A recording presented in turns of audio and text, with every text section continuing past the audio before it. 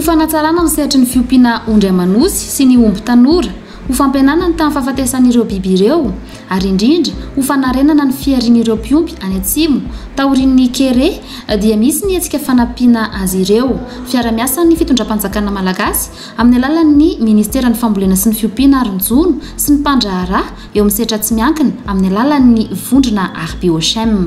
fanafody fanalana katsetsitra sy kankana miisa 2 hetsy sy 1 tapitrisa ary vitamina miisa 2 arivo no natolotry ny vondrona RBOChem ho an'ny ministera tamin'izany izay mitetina 900 tapitrisa ariary tafiditra indrindra ao anatin'ny fandrindrana ny lalam-piariana izao hetsika izao pakady ihany koa fiarovana ny fahasalaman'ny biby ary antoka ho fanatsarana sy fampitomboana ny vokatra ary indrindra ho fanampiana ireo mpiompy taorinan'ireny kere zay ny anjady tamin'ny faritra atsimo reny dia tonga ra-potoana izao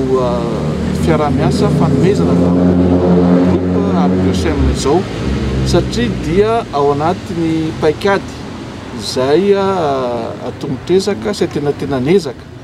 ho fanarenana ny fiariana izay ataon'ny vahoaka amin'ny faritra atsimo iny izay moa voavy nanao fitsidiana tany niaraka tamin'ny prime ministre tamin'ny fiandohan'ny herinandro teo dia ny fametrahantsika famerenana andreo zay efa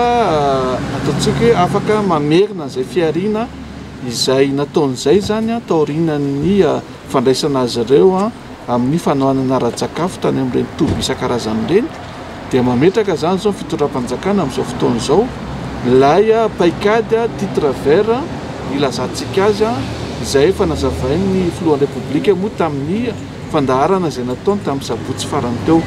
ao anatin'izany dia misy ny fanomezana tosika manokana ho an'ireo lay vahoaka fianakaviana izay any amin'ny faritra atsimo iny amin'ny fiompiana aingam-piotana ny petit ruminant zany ka isan'ny ho afantoko amin'izany ny ampahany betsaka amin'izao fanampiana zao mba hanatsarana an'izay fiariana petit ruminant zay izay hoentin'ireo vahoaka